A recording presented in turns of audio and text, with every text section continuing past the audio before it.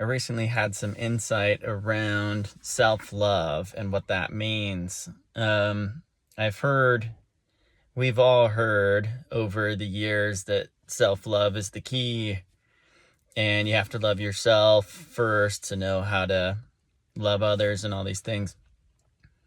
And I think over the years, I found it a bit elusive, and I recently had some insights around it, so I wanted to record it for myself and hopefully for some other people that it unlocks some understanding for. The way that I went about understanding it was essentially understanding the year of shedding and sort of letting go of a lot of things, and then catching a glimpse into the idea that the whole point of all of that may have been self-love. And as I thought about more about what that meant, I had learned and have learned a lot about Carl Jung's concept of the anima and the animus.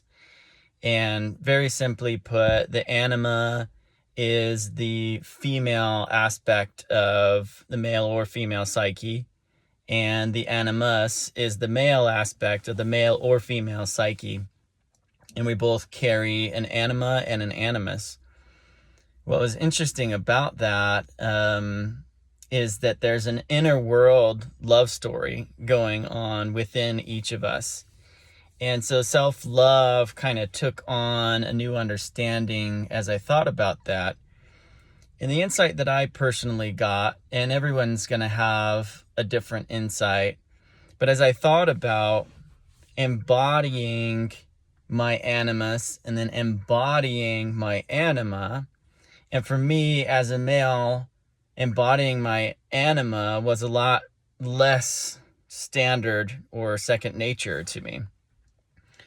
So in this specific occasion recently, when I got these insights into self-love, I found myself within myself embodying or basically just paying attention to, listening to my anima, or the female aspect of my own psyche.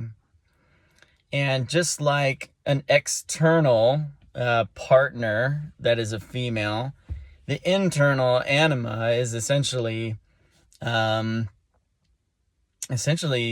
is you would learn and how to deal with it and how to relate to it and what it wants and all these things. And it sort of models after a divine feminine. And this means basically that she would, a divine feminine, that yin energy would essentially be a receptive energy, a more subtle and quiet energy, a moon energy, sort of in the background, holding things steady, being in a receptive mode, being creative, if she feels safe to create, and those types of things.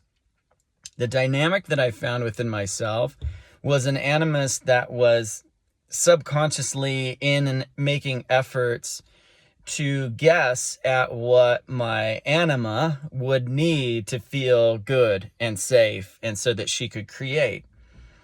And as I embodied the anima or the divine feminine within myself, the message was not a sort of, I'm tapping my foot until you figure this out and I feel safe.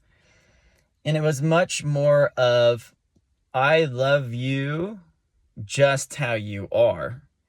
And the efforts that you're making, even the mistakes that you've made in the past, I love you because of all that, not in spite of all that, like I'm putting up with you and I'm waiting for you to figure it out. It was almost I appreciate the efforts that you make, albeit imperfect efforts that you make. And that came in as news to me within myself, almost like all of this stuff tends to function on a subconscious level. We don't really know what we're doing until we take the time to identify these things. And so it was almost like, oh, I found my inner love story. And I found that the anima, all she really wanted to convey was that she appreciated the efforts of the animus.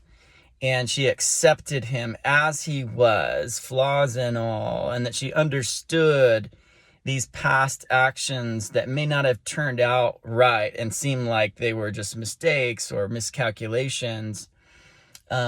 But she loved it all. And that was sort of like, isn't that what we would all want in an external partner? Is this unconditional, I love you no matter what sort of idea? Well, it turns out we have one within ourselves. And that's the sort of greatest love story that exists. The one that all the other stories are based on is the one that goes on within ourselves. And so it helped to embody her, and also for there to be then an embodiment of both, almost like an embrace of these two energies. Carl Jung would call it an integration of these two energies, where instead of, diminishing the male aspect or the female aspect in order to be more palatable or acceptable to their counterpart, there is a confidence and a safety to express authentically. In the anima's case, there's a safety to be creative and expressive, receptive and calm. And with the anima, there would be this confidence to assert oneself and initiate action and to accomplish goals and achieve things. And essentially, if both aspects of ourself have the ability to express themselves authentically, passionately, fully, then that's the integration of the yin and yang in your own inner world.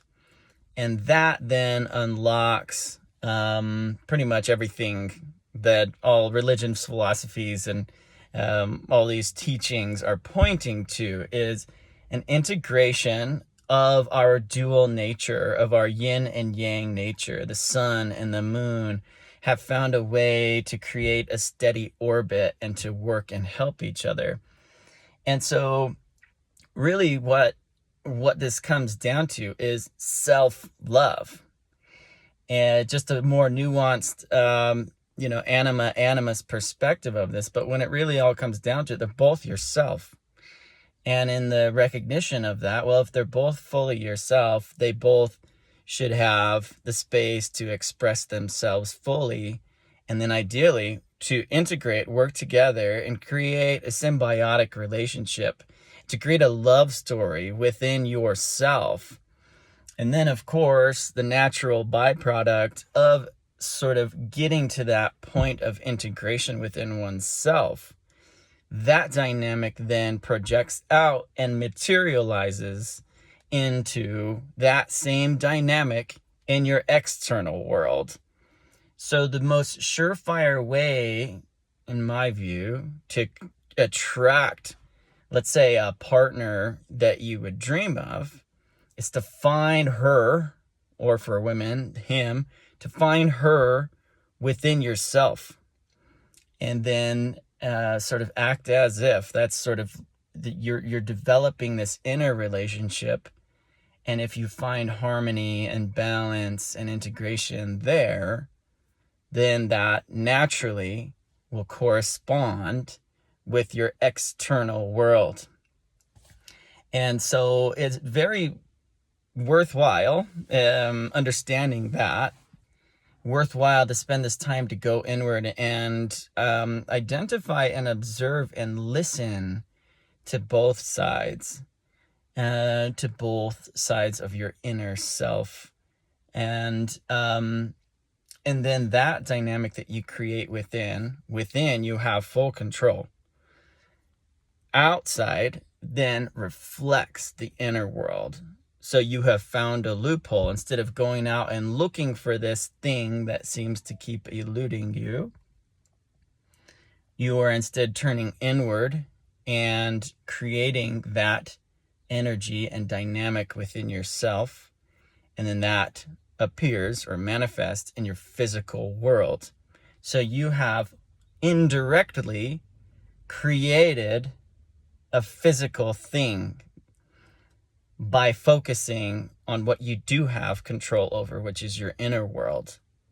So I hope this has kind of hit the nail on the head for a few of you. This idea that self-love is about the love story within. And then once that is integrated, then that is the most effective way to have it naturally appear in your physical world. And of course, self-love was the key.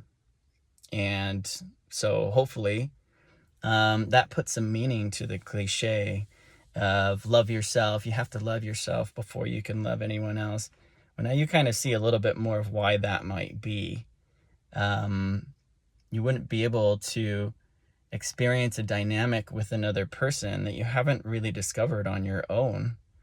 And that goes for dysfunctions as well. If you have a dysfunctional relationship with these two energies within you, guess what's going to appear into your physical world? So that's where that self-love and intentional creation of the dynamics that we desire comes into play, and we're intentionally creating the life that we want by finding that within ourselves. So hopefully that helped a few people out there.